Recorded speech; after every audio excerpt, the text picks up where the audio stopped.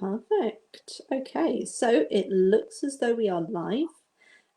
If you are joining us live, can you please let me know?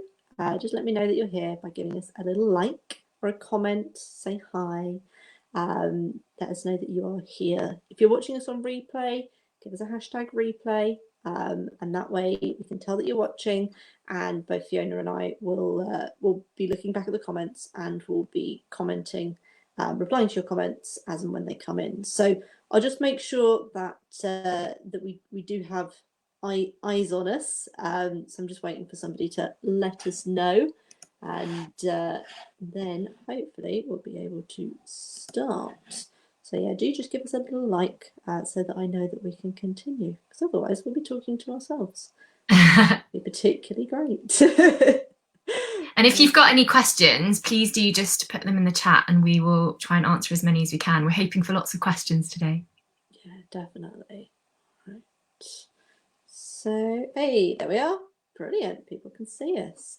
So I am absolutely thrilled that today I am joined by Fiona. And I'll let you introduce yourself, Fiona. Okay, so I'm Fiona and I run Mills Tutoring. I have done a live before on this group, so this is my second one.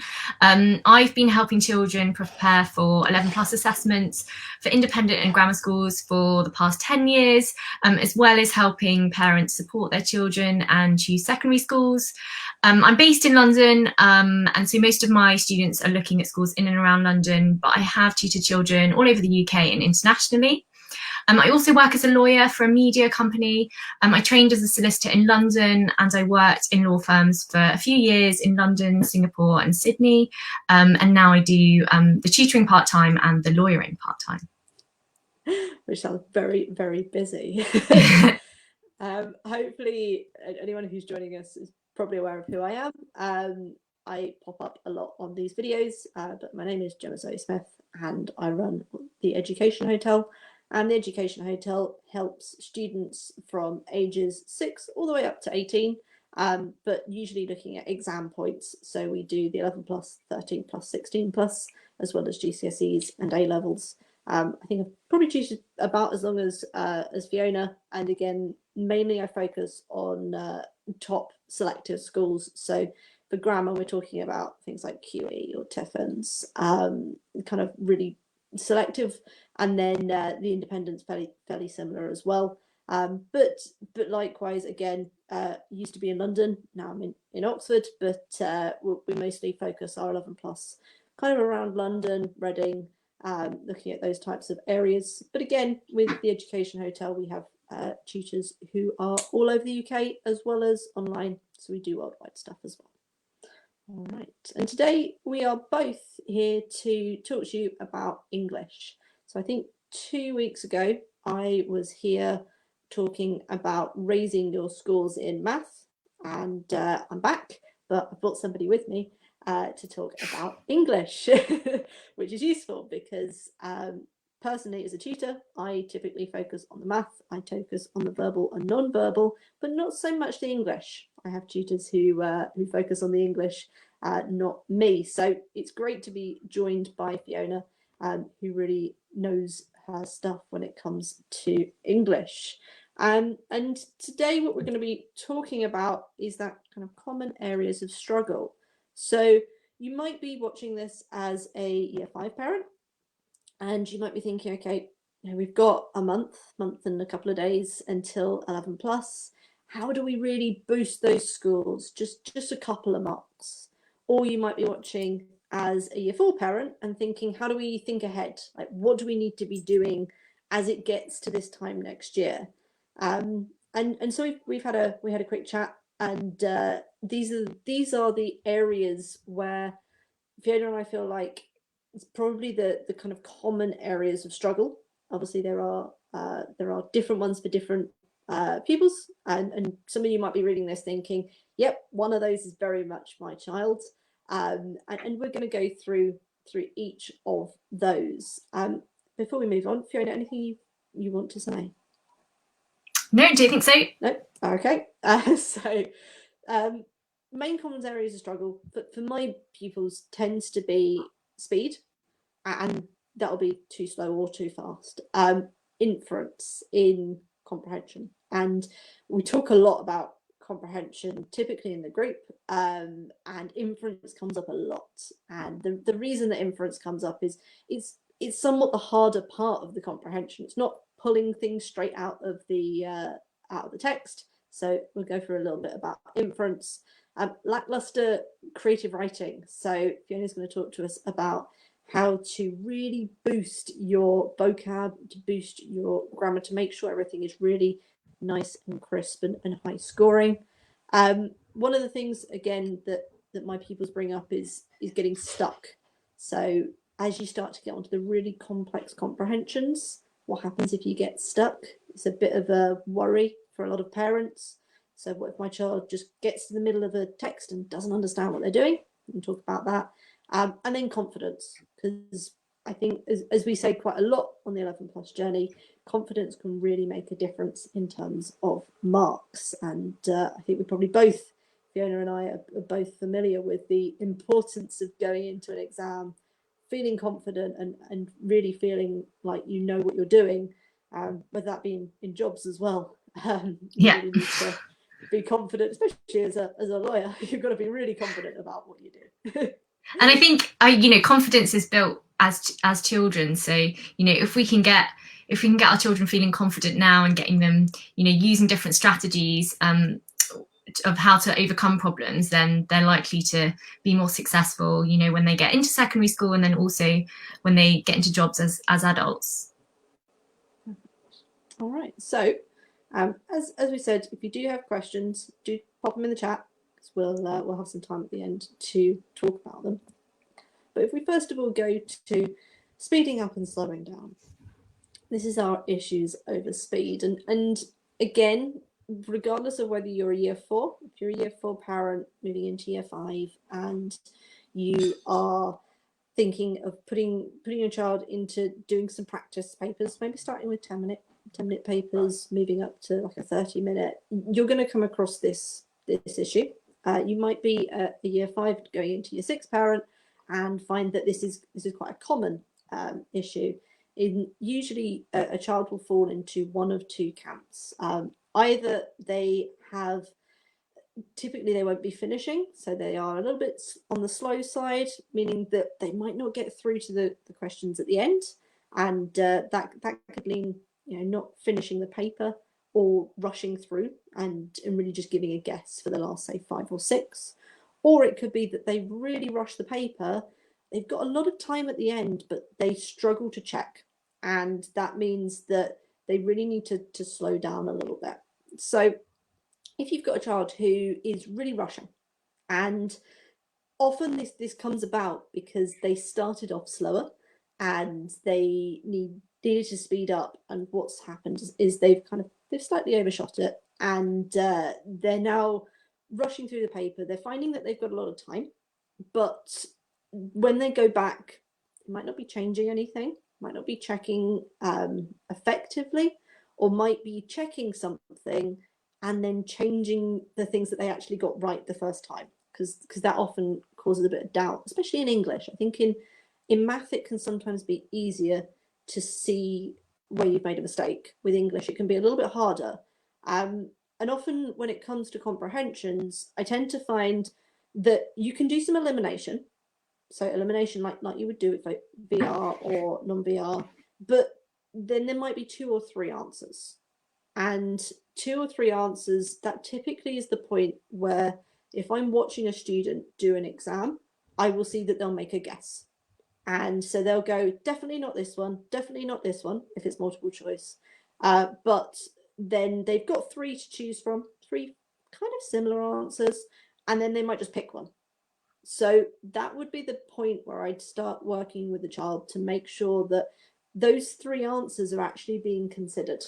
So it's great that we've narrowed it down to 3, 1 in 3 chance, but can we narrow it down any further? Can we really think about each answer, as opposed to just going, okay, I've got rid of 2 definite no's, but now I'm going to just make a guess. And often that comes up for my students in English, because we prepare on maybe longer answers, because one of the things that we like to do is kind of take students out of their comfort zone and into longer answer questions for comprehension. And then when they get to multiple choice, they feel like it should be much quicker. So if you do have a student, you have a child who is really rushing, do make sure that when they are going through the answers, they're not just getting rid of the 2 definite no's and then making a guess between the 3, that they really are considering each of those options. And the other part of that kind of rushing is, it's great to have the time at the end to check, but making sure that they are checking effectively. Sometimes I've come across students who will check and who will actually end up remarking the wrong answers. So they previously got it right, but then they've gone through and they feel like they have to change something because they're checking. And that means that they might doubt themselves, and then they might end up doing the question again and maybe deciding that it's a different answer, but actually the previous one was correct. So with checking, it tends to be, for my pupils anyway, making sure that the right questions are being checked. So if you consider it a comprehension, whether you've got 1, whether you've got 2, as per some of the more recent changes or kind of adaptations, we've got certain questions that maybe your child wasn't so sure on, and I think most people will circle if they don't know. So making sure that they're going back to the ones that they definitely weren't certain on, and making sure that those are the ones that they are looking at before they start to check the rest. Because if you're checking the rest, you might be changing things that actually you were pretty certain on the first time. So that checking, you can go further. If you've got a lot of time that is left over, then you can circle if you're not sure, and I sometimes put a question mark if there was between 2, and that way you go back to the circles, see about the circles, go back to the question marks, see about the question marks, then maybe look down. Yeah, and lots of people are saying when you narrow it down, you'll go for the wrong answer. So it's like 1 between 2, and you're not certain. You need to slow down a little bit with those. It's typically just because they found that it's 1 of 2, and then they just go for 1. And they don't necessarily think about what answer that could be, and really put some time into it. Obviously not too much time, because we're making sure that it's within time, but making sure that they really have considered the answers, not just narrowing it down and then guessing between 2. I don't know if you've got any further comments on that, Fiona, on those. Not really. I think I was going to say that I think it's useful to have, a couple of levels of ones where, maybe they're really, really not sure. So those are the first ones they go back to. And then ones where they're, if they've got time, they then go back to those other ones. So with the question mark and the circling, I think that's a really good idea, because sometimes there'll just be a couple of questions where, they really did have to guess, and you really want them to go back and check those ones. And then there's ones where, they're pretty sure, but they're just not as 100% sure. And we want to make sure that they're checking those in the right order. Yeah, definitely. And also making sure that they know where they're not sure, because often something that if we've been teaching, okay, circle if you're really not sure, putting in that extra level, as you said, can be useful for a child, because then they can think in their mind, they can prioritize, and they can say, okay, well, this is one that I wasn't maybe 100%, so I'm not just going to whiz past it and go, yep, I've got the right answer. I am actually going to sit and think about it for a little bit. The opposite of this is the needing to speed up part. So this, again, I've got students who hit this at maybe a month or so to go. They're spending a bit too long on the paper, and they're not finishing. They've got 5 or 6 questions at the end. And if you're talking multiple choice, those 5, 6 questions at the end are worth the same as the ones that they are spending all the time on. And it is usually a reminder of that. So if you are doing a multiple choice paper where everything is worth 1 mark, and your child is spending 2-3 minutes on one specific question, well, that's 2-3 minutes at the end of the paper that they might actually be getting, and it might be the easier questions, the ones that they find easier at the end. And if they rush it, might be making silly mistakes. So with those, again, it's a circle, come back, but it's also encouraging them to make that educated guess. So narrow down, select, move on, but make sure you know you're coming back to it. And one of the things as a parent that I think you can do is to start to look at the ones that your child is circling and see, is it always a specific type of question that they're circling? And if you're looking at it with them together, why did they circle that question? Was it that they were really uncertain on what the question meant? Was it that they really weren't certain of one or two of the answers? Maybe there's some words in there that they don't understand. Maybe it was that several of the answers sounded like they could have fitted. But if you can start to understand why it is that they have circled those, then you can start to put a bit of time into tackling that style of question. So if you're looking and you're seeing, okay, everything that they're circling, all of it is to do with vocabulary, then that shows that maybe you need to work on the vocab. Or, you know, everything that they're looking at is to do with the emotion of a character. Then again, you can look at how is that character feeling. You can look at focusing on that in your revision. And so making sure that that you, when you're circling, you're going back and you're looking together, because you are a team for doing 11 plus, you and your child, and making sure that you can understand with them, how is it that they can speed up, and how is it that if they're speeding up and they're circling it, then why are they circling it? Why is it taking them that long? So often when it gets to the point, if a student's spending too long on a paper, what I'll do with English is I'll split it. So I will split it into, if you've got close and comprehension, or you've got creative writing, comprehension, you split the paper and assign each part of it different times. So say it says on the front of the paper that the comprehension is due to take 20 minutes and the creative writing is also due to take 20 minutes, then split it and send them out as two separates and see where they need to be. Or if you're going to do a 40-minute, have a timer that goes off at 20 minutes and see where they are. So is it that the comprehension is taking just a bit too long? Is it that they've actually rushed the comprehension, they've ended up on the creative writing at 20 minutes, and actually that's a different problem, but you couldn't tell because as far as you're concerned, they're not finishing the paper. So really segment the paper and find out where they're spending too long, and then just tackle those specific areas, so those specific circles. Again, is there anything that you'd want to add, Fiona?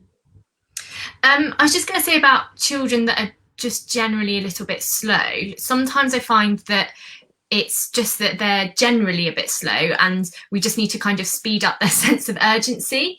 And I sometimes find that things can help. Sort of things that can help are, you know, timing them at everyday tasks. So, you know, if it's getting ready in the morning or just putting stuff in their bag, or just to give them a sense of, you know, how long things take and trying to speed up a little bit. Because I think sometimes you can work with children, you can think, I know you can do this faster, but you're just not trying to do it faster.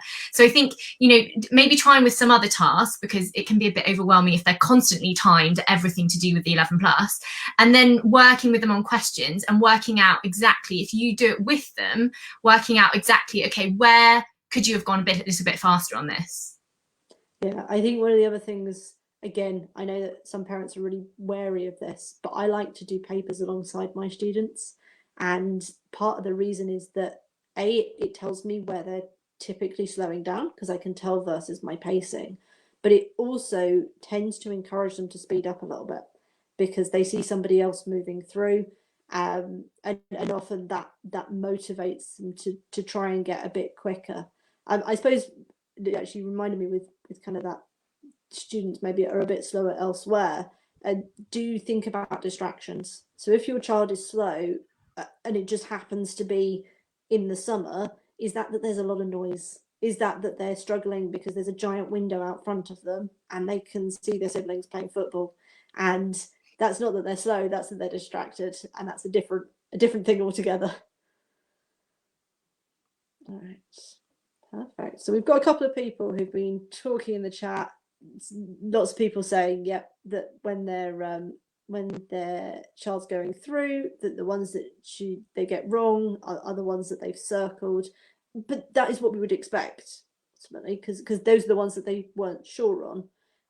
What we're just advocating is going back to maybe a circled, maybe a star. Someone says stars, question marks, making that there is a level of what's to go back on.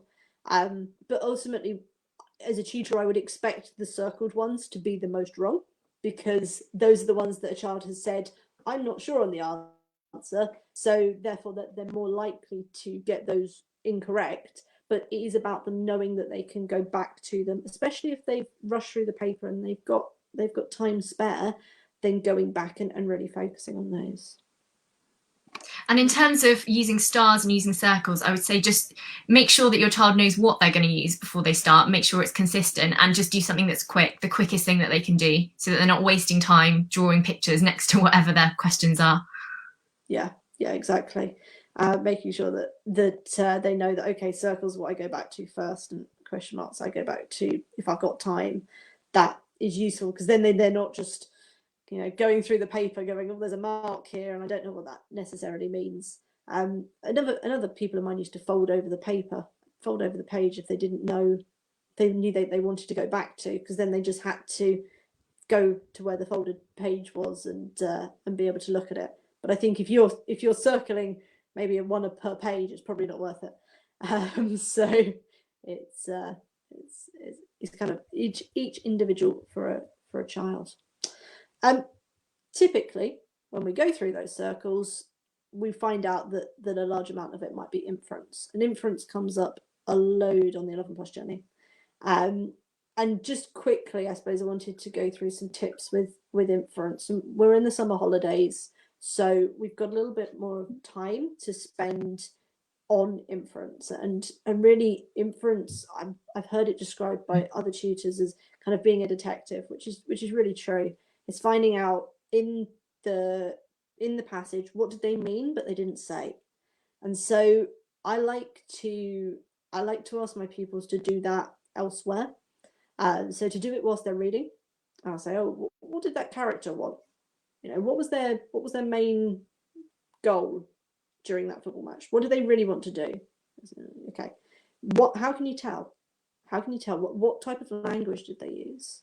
I do the same in summer holidays. So one of the best things I like to do with residential students is to sit down in a cafe and people watch.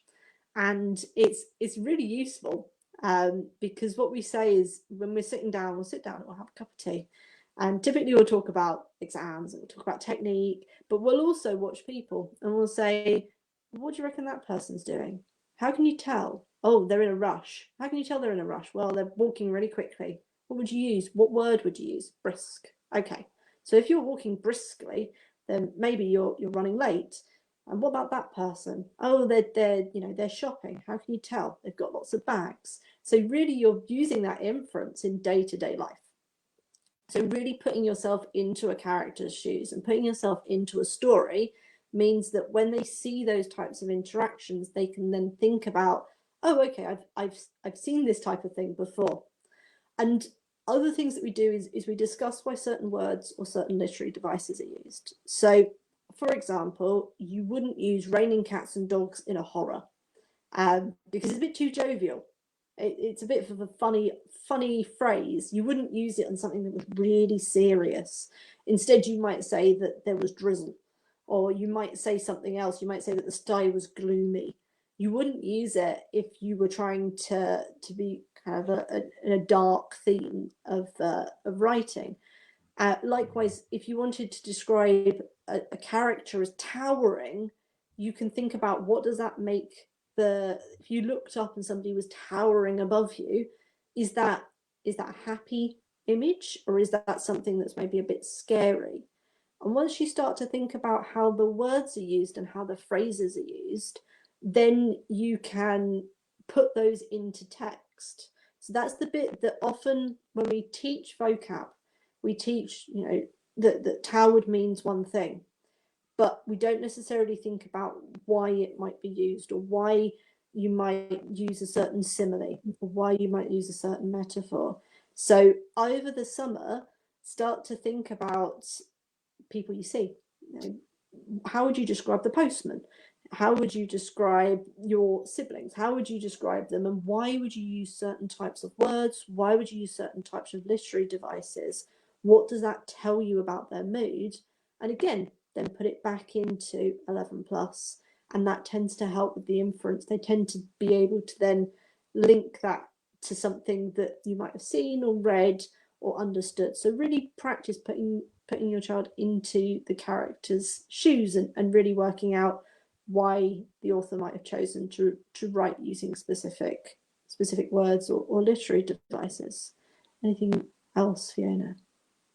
I was just going to say that I often find with my students that it's useful to do inference questions with very short text if they're struggling. So particularly if you're doing standard format rather than multiple choice, often the inference type questions come at the end of the comprehension where there's more marks, and they've already had 20-30 minutes of answering lots of other questions, and so then they get to the end, they may be running out of time, and then they've got to a 4 or 5 marker where they have to think a little bit more.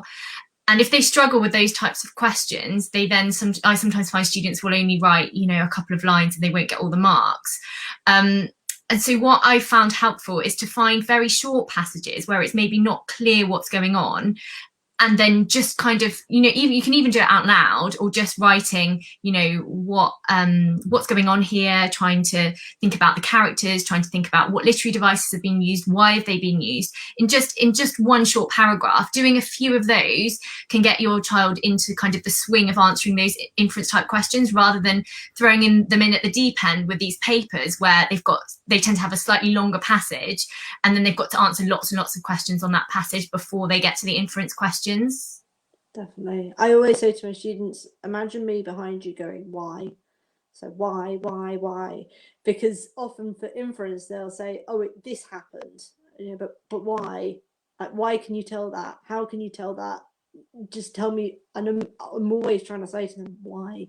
Why is it that you think this? Like, what is there in the text that suggests it? Why? And that again is trying to get them to write a little bit more than maybe those couple of sentences for the standard answers.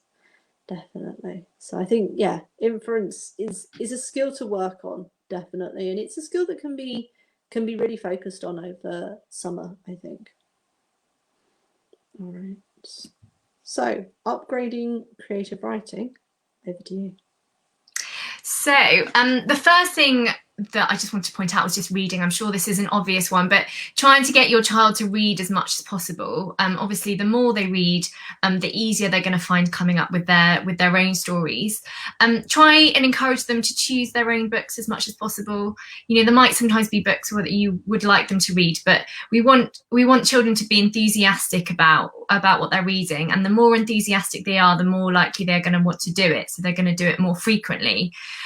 So we really want to encourage our children to build an enjoyment of reading, get them to go to bookshops or libraries and pick their own books, talk to them a lot about what they're reading, build it into their routine, and then discuss the books with them.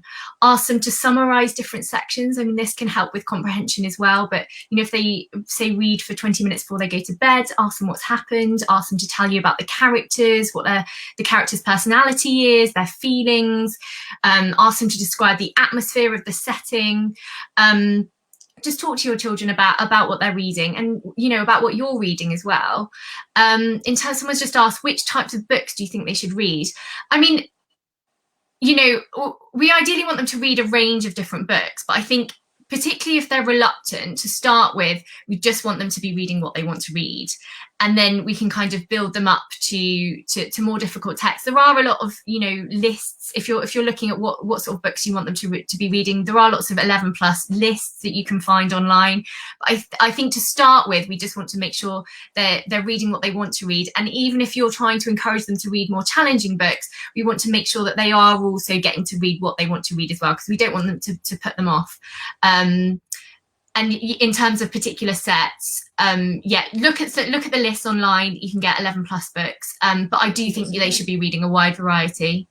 Yeah, I'd say in terms of, also you can audiobook sometimes. So I know that a lot of children get really tired reading quite quickly. So again, to feed that interest, audiobook and follow along in the book. So if you're on a long journey and they get car sick, get on an audiobook for something, and again, pause the audiobook and ask questions around it.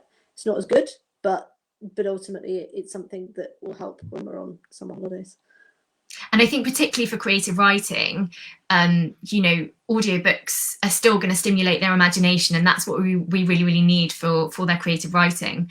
And I think it's good to talk to your children, you know, when they're halfway through a book or when they're coming towards the end of a book, speak to your child about what might happen next. You know, I think a lot of children struggle with how to end their story, and their story might come to quite an abrupt end. And talking to your child about, you know, the different options and then seeing how it actually ends can be something that can help them kind of come up with different endings themselves. The next thing is to start small. So if you've got a child who just doesn't want to write, and I think particularly if you haven't done a lot of practice and you suddenly start doing papers and they've got half an hour to do a creative writing and they haven't had a lot of practice, it's a bit overwhelming, and often I find children are just like, I can't, you know, they just don't want to sit down and do it. So I think the first thing to do is to start small. Don't expect them to just sit down for half an hour and write an entire story. I think the first thing to do is to make up stories together out loud. And this is something that I recommend doing with, you know, children when they're very young.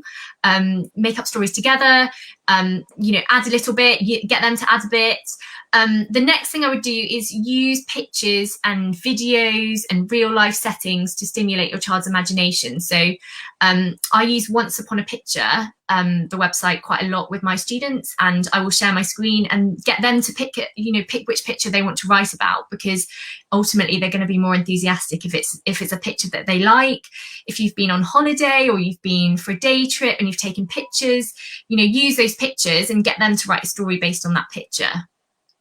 And I think when they start doing the creative writing, start small. So just get them to do a paragraph and see if they can, you know, do one paragraph describing the setting, describing the atmosphere. And once they've done that, then, you know, you might then want to build up to 2 paragraphs where you bring in the characters and think about their personality, their appearance and their feelings.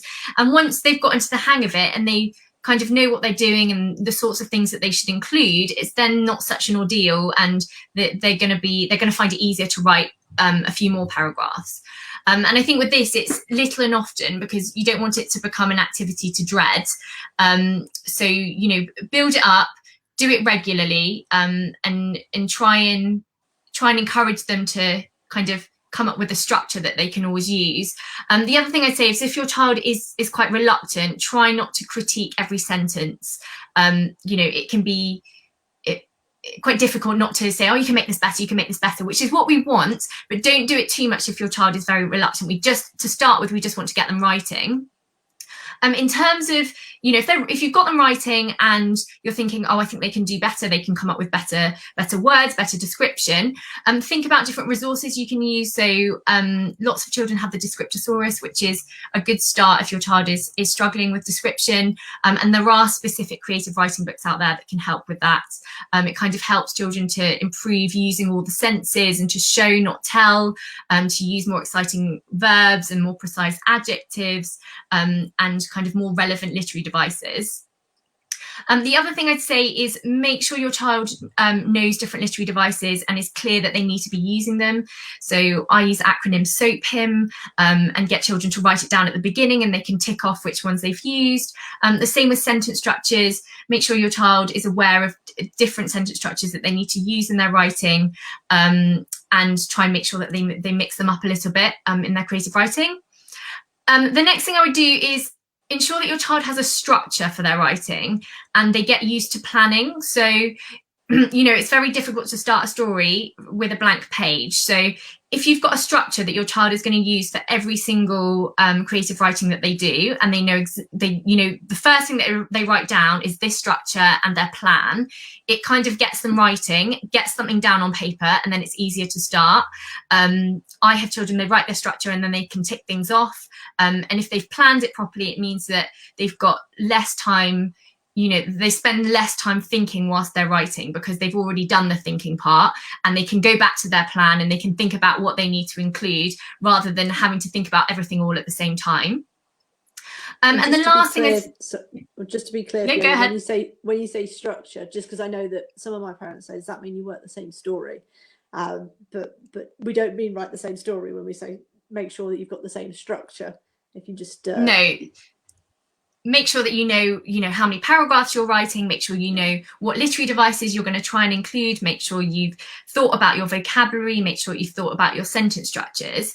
In terms of writing the same story, we don't want children writing the same story, but I think it is important to think for children to realise that they can reuse some of their ideas. So if they've come up with a really good sentence, or they've come up with a really good opening, or they've got a really good literary device or something they've used previously, they can use it again. We don't want them using it every single time they write a story, but the more they practice, the easier it's going to become, and the more they can think about what they've written. They can kind of take ideas from what they've read, and they can reuse those ideas when it comes to the exam. So it's not, they don't go into the exam thinking, oh, I've never done this before, I need to come up with an entirely new story with an entirely new setting. They can think about ones that they've previously done and use some of those ideas. Yeah, I say to my students,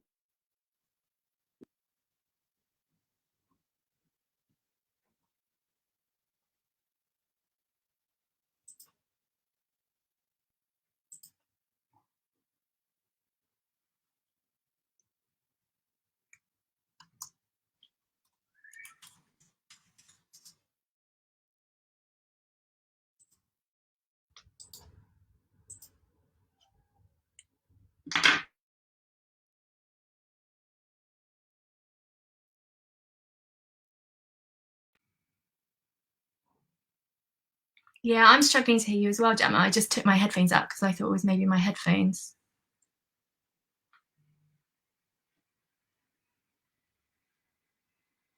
Can everyone hear me okay? Can someone just post if you can hear me?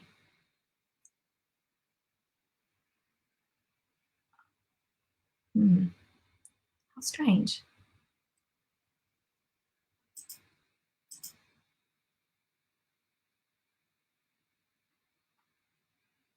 Oh, you can hear me. Okay, so it must be Gemma then.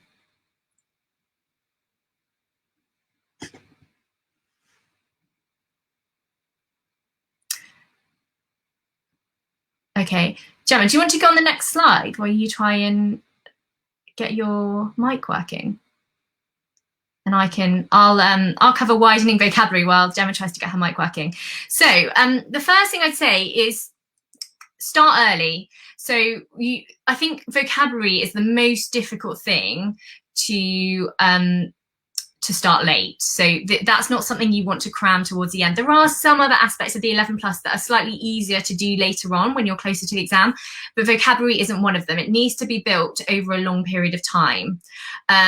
So try and start as early as you can with this. The first thing I'd say is try to include sophisticated vocabulary in your speech. So when you're talking to your children, try. Oh, I can hear you now, Gemma. I think that's working.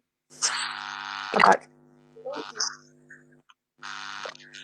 It's just a little bit of feedback.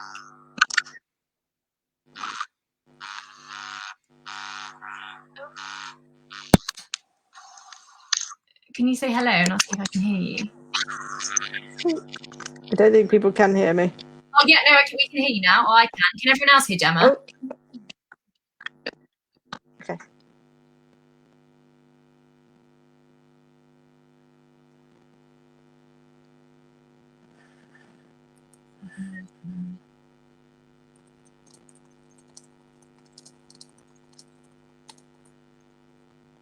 Well, I'll keep going because I can hear Gemma now. so hopefully everyone else can. So as I was saying, just try and use sophisticated language when you're talking to your children, you know, when you're in the car, when you're at home. The more you use words that are new to them, the more it will kind of go in by osmosis, and hopefully they will start using those words. I would encourage your child to start a vocabulary book if they don't have one already. So, you know, keep the notebook next to whatever book they're reading, and encourage them to write down new words, both from what they're reading, from words that they hear in everyday life, from anything from television, from anything, any new words that come up. If they write them down in their vocabulary book. In terms of looking them up, obviously, you may not want to always be looking at words in the dictionary while they're reading, because it kind of disrupts it. But I would recommend that once when they go back to their vocabulary book, they do look up all the words in an actual dictionary rather than online. It kind of helps them, you know, with other skills that are going to help them with their 11 plus. Check their pronunciation of the words. See if they can find the root of the words. So when they've got these new words, they look them up in the dictionary, see if there's a root. So an example would be, you know, ambi means both, so that will help them work out what ambidextrous means, what ambiguous means, what ambivalent means, and you know that will. When words come up in the 11 plus, often it's words that they can kind of look at the core word, the root word, and then they can work out, oh, I know another word that's very similar. Maybe I can guess what the meaning is. When they are looking at words in the dictionary and they've looked at the root word, think about synonyms and antonyms. There might be some new words when they look up synonyms and antonyms. There might be some other new words in there that they can add to their list. And synonyms and antonyms do come up a lot in the 11 plus. Do encourage your children to write down words within a sentence. So it's really important that they understand the context. You often find that students maybe learn a long list of new words and they do know the meaning, but they don't know the precise meaning. So then when they use it in their creative writing, it's just slightly out of context. It doesn't quite fit. So it's important that your child knows exactly what the precise meaning is so that they can use it properly in its context. You know, once your child has learnt some new words, challenge them to use them in everyday life, because that will then really tell you whether they really understand what it means and if they're using it in the right context. If they're not using it in the right context, then you can correct them and you can go back to the meaning and you can come up with some new sentences with it in the correct context. Other ways that you can come up with new words is, you know, when your child is reading comprehension passages, you know, read them out loud, get them to pick out words from the passage that they don't know, or if you think there are any words in there that they don't know, ask them what they mean. Sometimes I find that children, I'll pick up a word and I say, do you know what that means? Like, yeah, I know, I definitely know what that means. And then you ask them to give you another sentence with it in, and they don't actually really know what it means, even though they think they do. So I think it's worth asking them what they don't understand, but also you picking out a few words and seeing if they understand them. Cover all words that come up in any books or test papers that they're doing. You know, a good way to build a good 11 plus vocabulary list is to just, you know, if they're doing the bond papers or CGP papers, or they're doing the, you know, they're further on and they're actually doing actual papers. If there are any words that come up that they're getting wrong, write them in their vocabulary book. Revisit them really, really regularly. So again, little and often is best. These words will only long-term memory if they, you know, look at them, have a bit of a break, look at them again, have a longer break, look at them again. So if you learn a new word on a Monday, you might go over it again on a Tuesday, then you might leave it for a couple of days, go over it again on a Thursday, and then you might leave it to say the following Monday or Tuesday, and that will give it time to go into their long-term memory. Don't do lots and lots of learning new words. Don't ever sit there for 30 minutes learning new words. It's better to do 10 minutes on 6 days a week than do 60 minutes all on one day. This is very much the task that needs to be done little and often. And be realistic. Sometimes they say to children, oh, you need to start a vocabulary list, and they'll come back to me this week and they'll be like, I've learned 40 new words. But actually, that's not realistic, is it? Because, you know, they might have gone over 40 new words. They might have heard 40 new words, but they're not going to remember them all. So set realistic expectations. You know, 1 word a day is quite a lot when you've got 3 weeks into it, because that's 21 new words. If you're struggling with words, there are lots of 11 plus vocabulary lists. I think the key thing to be aware of is that any words can come up in the 11 plus, and so there is no full and total 11 plus vocabulary list. You can look at lots of different words, but there could be new words for your child, and there's very likely to be new words for your child. And don't try to cram lots of words out of context. A few other things that you can do is vocabulary flashcards. They can be really helpful, and if you can buy them online, or your child can make them at home with new words that they're learning, and they can draw pictures words. That can be quite fun if they like annotating, and sometimes if they've drawn their own picture, then they remember the words a little bit better. And the other thing I was going to say is just different games. So Scrabble, Bobble, they're great. I volunteer in a primary school, and at the end of term I spent a whole session playing Bobble with a group of Year 5s, and they loved it. So I do really recommend that. Is there anything you'd like to add, Gemma? I think I can now hear you. Hopefully. Can people hear me? I don't know. I think so, yeah.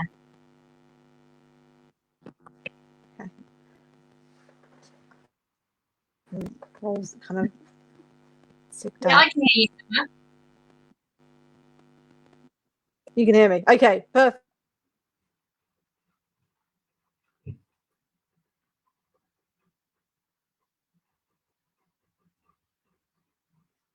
Oh, Gemma's frozen now for me.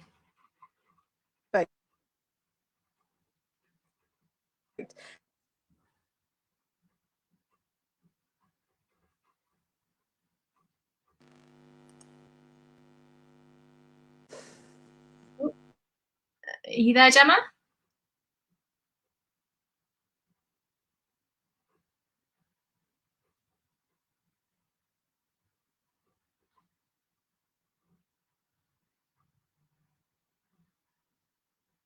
Oh, do you want to go on the next slide? I can't. You just cut out for me a little bit there. Okay, so the next slide is grammar and punctuation. So there are a variety of things you can do with this. What I recommend first of all is make sure that your child is loud. I think it's quite tempting when your child becomes quite a fluent reader and you think, oh, you know, they're really good at reading now. It can be quite tempting just to allow them to read silently and listen to audiobooks, and you can kind of think, oh, you know, they enjoy reading, I don't need to get involved. I think it's really important, even as your child gets a little bit older, that you are still listening them to reading out loud, and you still read to them. So they do a bit of a mixture of reading aloud, reading silently, and listening to others read. This is really important because I think, you know, when they listen to others read, sometimes adults tend to go a little bit slower and read with a little bit more expression. And this then makes it more obvious where the punctuation is. Sometimes I find when children become quite fluent at reading, they read out loud and they just read really, really, really fast. And they don't pause where there are commas. They don't show you where there's an exclamation mark or a question mark. And then when they're writing, they get a little bit confused about which punctuation they need to use where. Whereas I think if you're really encouraging them to stand up, perform, you know, they don't have to perform every time they're reading, but if you say, oh, imagine you're reading to someone and, you know, they really, really need to get the feeling of what's going on, you need to read slowly, and that can really help with then their grammar and their punctuation, because they then know, you know, where the punctuation needs to go. Also check their pronunciation, that really helps when they're reading aloud as well. Tenses is a big one that I find happens with creative writing. You'll find that a child starts their story in the past tense, which usually if they're writing a story, I recommend starting, and then they'll switch to the present tense, and they'll switch to the past tense, switch to the present tense, and they won't realise that they're doing that. So I think reading aloud really, really focuses the child, and they realise when they shouldn't be switching tenses. If they're switching tenses in their creative writing, get them to read it aloud to you. I often recommend, once they've done some writing, to read it out loud, and then they often realise where they've gone wrong. When they're speaking, so just in everyday life, if they're speaking to you and they make a mistake with their tenses, then correct them, so that, you know, if they use the wrong word, or if it's an irregular verb and they put an ed on the end they shouldn't have done, correct them if you can. Audiobooks can help with this, particularly if you don't speak English at home or English isn't your first language. Then if you get them to listen to lots of audiobooks, that will really kind of help them with that exercise. one thing that I find really helps sometimes is punctuating paragraphs that don't have any punctuation in them. So find some paragraphs, there are lots online, and get them to put the punctuation in. I find that works better than just doing the test papers where they've got the punctuation in and you have to pick out where it's in incorrectly. If you get them to do lots of paragraphs and putting the punctuation in, that can really, really improve their writing, but also improve them on those other questions. Or get them to write a paragraph, take all the punctuation out, and then a couple of weeks later, give them that paragraph again that they've written and get them to repunctuate it. I recommend focusing on one area at a time. So if, for example, apostrophes is a struggle, children can get really confused with apostrophes. So explain how to do it, or get them to do a few exercises, leave it, and then revisit it, and focus on one area at a time. For spellings, there are lots of high frequency word lists online that you can find specifically for the 11+. Make sure that your child, if they get something wrong, they copy it, they cover it, and then they write it out themselves. And I recommend, again, doing little and often. So if they get something wrong, go back to it the next day, then leave it slightly longer, and then go back to it, so that you after a couple of weeks, you can be sure that they then know how to spell that word. If they're making lots of spelling errors in their creative writing, I think it's important to work out if it's them just being careless or if it's that they're not spelling them correctly. I often find that children will make spelling errors in the creative writing that they wouldn't make errors on if I just tested them on spellings. So what you need to do is you need to encourage your child to check their work and find their own errors. If they're not finding them, point out which sentence it's in and say, okay, there's an error in this sentence. Can you find the error? And often then they will be able to find it. Once they've found the error, or if you need to point out the exact word, then ask them to spell it. Because often I find if you point to the word and say, how do you spell that word? They'll give it another go and they'll get it right. So it's really important to work out whether it's carelessness or whether it's that they can't spell the word. I had a student a few weeks ago and I said, oh, I think you've made some errors and I think you can correct these yourself. And he said, oh, my teacher usually does that for me. Well, we need to get the children to be their own teacher. Once they've finished writing, they need to be the teacher and they need to be able to correct their own work. Is there anything that you'd like to add, Gemma? Hopefully people can hear me now. So with that punctuating paragraphs, it kind of links with that reading aloud, in that every time they're taking a long pause, they should know that there's a full stop. Every time that they're taking a breath or that they're making a little pause, they should know. So try and link the reading and the punctuating together so that they can tell, okay, this is what a dash looks like in terms of speaking. This is what a colon looks like in terms of speaking. This is why I'd use it, because I've used it when I've performed stuff. And that's performance can be very, very useful for learning punctuation, because sometimes it seems like it's just a load of dashes on a page. But if you start to really think about, okay, there's a colon there, that's the reason that I'm starting a list, or this is the reason that I'm putting this piece of punctuation in, so that it can sound like this when I speak out loud. That can be quite useful with the knowing where to put punctuation, knowing where to put pauses, and also to tell when it's wrong, because if you can read it out loud and it sounds wrong in your head, then it's likely that there's some incorrect punctuation. All right, perfect. So one of the things that we kind of discussed was the idea of what happens when you're confused. So sometimes, and this is a rarity, but sometimes in the really, really competitive schools, they'll give you a text that is not a traditional fictional text. It could be a newspaper article, it could be a poem, it could be Shakespeare, it could be any of those types. And it can often make a child confused, because if they come across a word or a sentence that they don't necessarily understand, then sometimes they can just stop and they freeze and they don't understand the rest of the paragraph. So do think, and I think this has been mentioned before, about summarizing.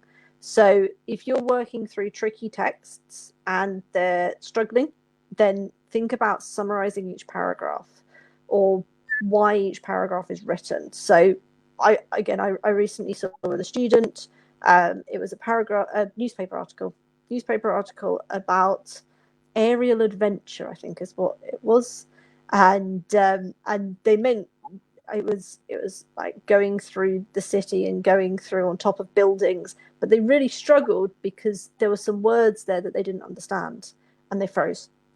And what we did was work to summarize the paragraph and think about why it was written. If you're struggling with a sentence or a word, just miss it out, fill in your own one, and make sure that see whether there is something that can be missed out. And then the last thing that I kind of focus on when students are confused is the who, the what, the where, the when, the how. So if you can explain that about a text, you've pretty much got the gist of it. So who's involved, what's happening, where's it happening, when's it happening, and how are they doing it? Then you've got the kind of the original understanding of the text. And it's likely that a student will get stuck. There might be a tricky word in there. There might be a phrase that they've not heard of. There might be something that's accented in speech, and it can often read weirdly. But that confusing part, it's likely to only be a couple of marks, whereas freezing and panicking about it is going to cost more marks. So I'll always say to a student, look, miss it out, move through the sentence, and then try and work out what that might mean, as opposed to just stopping and freezing and not necessarily understanding. Another thing I would say is that if there's a bit in bold at the top, make sure your child really, really focuses on that part in bold. Often they'll give you that because you'll have an extract and they're giving you some context. And sometimes I find children will quickly read that and then they'll get onto the main part because they think, oh, there's no questions about the bit in bold. The bit in bold is really, really key because that will probably tell you what's going on. So, I often say, if you're confused, read that a couple of times and that should really, really help you. Yeah. And always focus on what can be answered as opposed to what can't be answered. So if there is a tricky word, that word might be in the multiple choice of like, what does it mean? But the rest of it is not about that one specific word. So if you focus on that one specific word, it will throw you for the rest of the text. But otherwise, if you just accept, okay, I'm going to guess what it means, or even I'm going to use the multiple choice and put it into that sentence to see if I know what it could mean, then you can move past and then you can focus on the rest.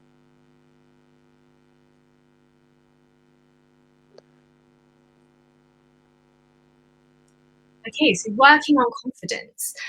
So the first thing I say is make sure you start your preparation in plenty of time. So we don't want cramming at the end. They're only 10, 11, and there's too much to cram at the end, and it's going to really, really put them off if they haven't done any preparation and suddenly you put a full test paper in front of them and they haven't covered half the topics. So you start your preparation in plenty of time. Make sure you work on the basics before doing any test papers. The child has covered all the topics, is kind of aware of the types of questions that's likely to come up. This is before doing any, formal test papers. So make sure you've done some, books or kind of practice questions before you go on to the formal test papers. Try and build things up in chunks. So as Jemma was saying earlier, if you put an hour paper in front of a child and there's half comprehension, half creative writing, and they haven't really done a test paper before, then they're going to find that quite tiring. So I would definitely suggest to start with, do the comprehension on one day, then leave it, and a day or 2 days later do the creative writing. And once they've got the hang of doing a test paper, then you can get them to do a whole paper. I recommend practicing test papers from a range of providers. So formats can change, the types of questions can change, and it can change last minute, and we don't want children to be put off because they're only used to doing test paper. So try and get some practice test papers from a range of providers so that your child feels confident and feels prepared for kind of anything that's thrown at them. Make sure if you're practicing test papers, make sure your child understands where they went wrong in one paper before they do the next paper. I think sometimes there can be the tendency to do as many papers as possible because you think, oh, then they've covered all the papers. and they know what they're doing. But actually, there's no point in doing lots of papers if they don't know exactly where they went wrong, and they make sure that they don't make that same mistake in the next paper. And I recommend going over questions that they've got wrong more than once. So, you know, I did this right up when I was doing GCSEs, A-levels, university, law school. You know, if I got a question wrong in a past paper, I would flag it, and then I would read the answer. I would think, okay, I've got that. I do something else. I would then go back to it, and I would then, you know, right up to the exam, I would have flagged all the questions that I've ever got wrong. And I would need to make sure that I could cover the answer and I could answer that question perfectly. We put it in a little book. So a Yeah. little book full of all the questions you got wrong. It's a perfect revision. It's your personalised revision. Yeah, exactly. So make sure that your child really understands where they've gone wrong, and don't just go over it once. It's important that you keep going over it again and again until they feel really confident that they can answer that question perfectly. I recommend not doing lots of, you know, giving your child a score as soon as they start test papers. So, you know, if the child is not scoring, you know, really high marks, we don't want to be making them feel a bit demoralized by giving them their score. So, you know, obviously you'll want to know what their score is, but we don't need every single time that they've done anything or any book to be giving them a mark, where they can, you know, we want them to see where they've gone wrong, but they don't necessarily need the score. Obviously towards the end, then that can be really, really helpful, but not all the time. Make sure your child is clear what to expect when they go into the exam. So you might want to do a formal mock. Lots of tutors do formal mocks, or you might just want to do a mock at home where you get a past paper and they sit down somewhere quiet. They've got their watch, they've got their stationery, they've got their water, and it's as if it was in an exam condition. I do really recommend doing that either with a formal mock or just at home, just to make sure that they know what it's going to be like under pressure. We also do a drive-by. So we recommend for parents to do the drive that you would do if you're taking the exam, because that way they know exactly what's going to happen on the day. Because ultimately everyone finds it a lot more relaxing if they know what's going to happen. So if they know that that's the drive you're going to do, or that's the train you're going to take, and where you're going to be whilst they're in the exam, what's going to happen when you pick them up, you don't have any worry around that stuff. So it's all being gone through. Yeah, and try and get them excited rather than nervous. I know they're obviously naturally going to be nervous, but, you know, get them to visit the schools, the websites, do open days. I know some are online at the moment, but try and get them as excited as they can, because, you know, if they really, really want to go to a school, then, you know, they're going to put the work in and they're going to feel more confident. The obvious things like making sure they're sleeping, they're exercising, they're eating properly, and one other thing that I was going to say is just make sure that they're doing a range of other things. I know at the moment, particularly if your child has got exams in September, there'll be lots of pressure on doing, you know, lots and lots of work now. But we do need to make sure that they're still, they've got other hobbies and they've got other things to focus on. I think, you know, your child's whole self-worth can't be the exam. So, I mean, this is a real issue for lawyers, and is actually one of the reasons why I have my business and I do my lawyering. If something's not going well in one of them, I've got the other one as well. So, you know, if on the day your child feels like they haven't performed, they're not going to be too demoralized if they've got other focuses as well. We need to make sure that everything is not just the exam. And the more time that they spend focusing on the exam, the more they're going to feel like that. And the last thing is just be realistic with expectations. So, you know, they're only 10 or 11.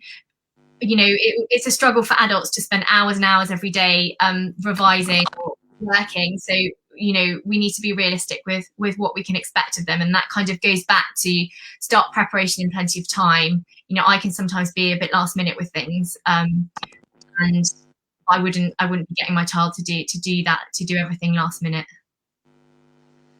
Yeah. I think I know that Sheena and I have run a talk in the group before about like what to do the week before. So if you are a parent that's taking the exam, that should be on the videos.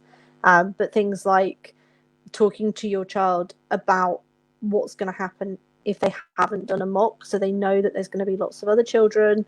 I work mine through like a visualization, so they visualize themselves going into the school, and they visualize themselves taking the paper, and they visualize themselves coming out and having tried their best and going off, and just purely that being able, getting your mind ready for it, can help any kind of last minute panics on the day. So really making sure that they are prepared on what to expect, and really that they know exactly what's going to happen, and that they're happy with what's going to happen. So they're not worrying, you know, am I going to be late, or what am I going to have for breakfast? Because those tiny things, they seem small and insignificant. They can make a big difference to a child, because if you've not got the right thing, it feels like it could all go wrong. So making sure that they know exactly what's happening, and they know that, you know, you don't just see them as that exam, but that you see them as a whole person, and that you are proud of how far they've come. And that would be the thing I'd be focusing on over the next month, is really looking at progress and showing them how far they've come, and look at how well you've done, and look at, you know, what you are achieving, and really focusing on how much they've learned, as opposed to necessarily focusing on the scores. As you said, you know, it doesn't need to be, you are now achieving this percent. It's, look, you've now mastered speech marks. You know how to use this. You know this was really tricky when we first of all started, but you've really got it. So lots of praise, lots of encouragement over this last month. Really build them up. All right. Perfect. So I think we've hit about an hour. Hopefully, despite the slight speech issue halfway through, Fiona managed to carry on. So hopefully we have imparted some knowledge around English. As we said at the start, if you've got questions, write them in the chat, even if you're watching it on replay. And we can come and we can answer any questions that you have. One thing that, just before I'm aware, as it cut out, the thing that I was trying to put to the camera is, we've done a little book for our students, and it's got in it's around vocabulary. Let me see if I can find, here we are, it's got sentences where you fill in the gap. So this one here, where you would fill in the gap for the sentence. One of the things you were talking about was writing sentences and making sure that vocab is correct for the right sentence. So sometimes parents can, it's something you can do that's quite fun. You can write a sentence, they can find a word to fit in it, a bit like a jigsaw, but with words. So that was the last thing that I I needed to say based on that kind of dropping out. But thanks ever so much, Fiona, for coming on. And do you want to tell everybody how they can find you, contact you, all of those bits? Yeah, so you can contact me on Facebook if you at Mills Tutoring, on LinkedIn, Fiona Mills, or just send me a message. You know, you should be able to find me. I'm one of the admin on the group now. Perfect. And again, I always say this at the end, but thank you very much, Saba, for letting us come on and letting us talk to everybody on the 11 Plus journey. I'm sure people know I run the Education Hotel, so I can be found. I can be found at the Education Hotel, or I can be found by emailing myself. I am pretty much everywhere on the internet, so hopefully people can find me and find the Education Hotel. Somebody has asked about that vocab book. It's the first draft of that vocab book. It will very soon be available for other people, but it is currently just an our students' internal one at the moment. In about 2 weeks, it will be something I'll be talking about, but it's just going through some final tweaks. Right. Perfect. So I think we're done. And yeah, thanks Fiona. Thanks to Saba. And thanks everybody for listening. Thank you. Bye-bye. Bye.